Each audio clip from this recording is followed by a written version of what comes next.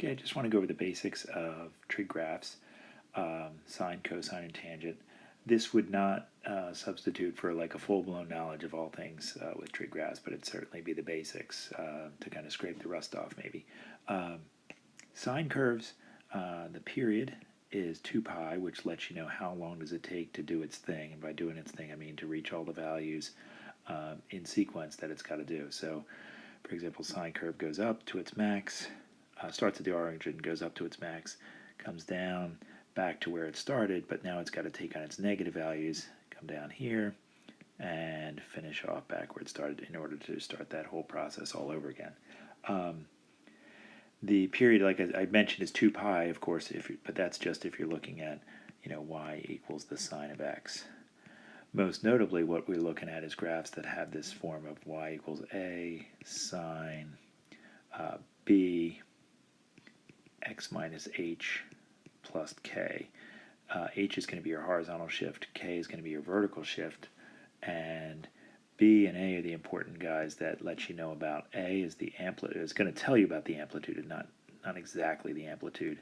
And B is going to give you information about the period. It is not the period, but it gives you information about it.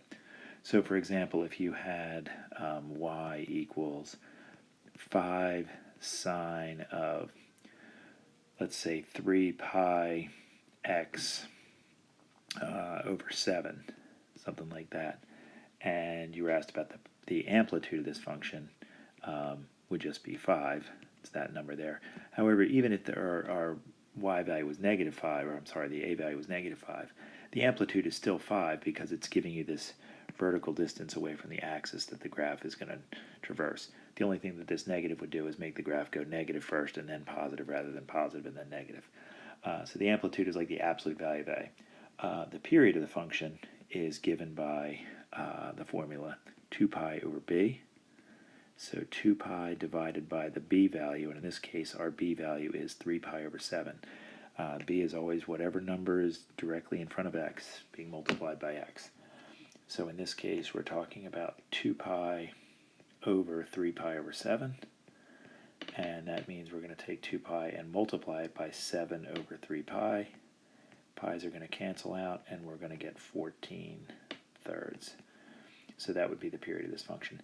And good news is that sine and cosine, whether this is a sine here or a cosine, they follow exactly the same rules. So very much the same there. Of course, cosine graph starts at its max, hits the middle, goes down to its min, back to the middle, and then back up to the max. And again, the period is 2 pi over b. Perhaps I should put that there. So that's sine and cosine there, and the important information you would need to clean off of those. Big thing with tangent is that the template, again, we might just look at a tangent of bx. We'll kind of disregard any horizontal shift or vertical shift there. But if we had y equals 5 tangent of 3x over 5, and we were looking for the period of that function,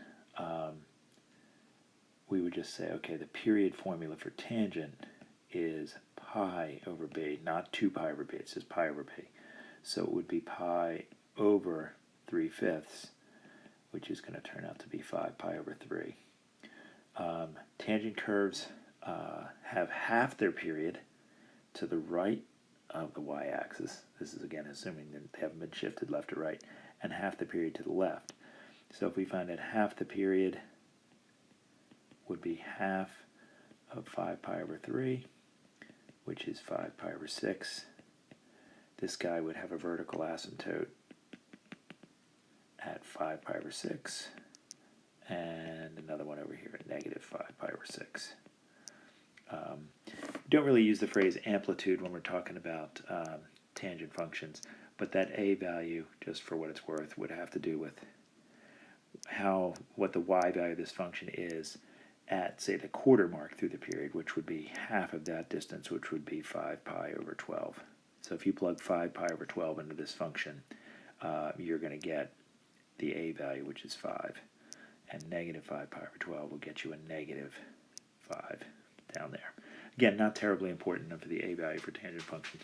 The big thing to know there is just that the period is pi over b instead of 2 pi over b.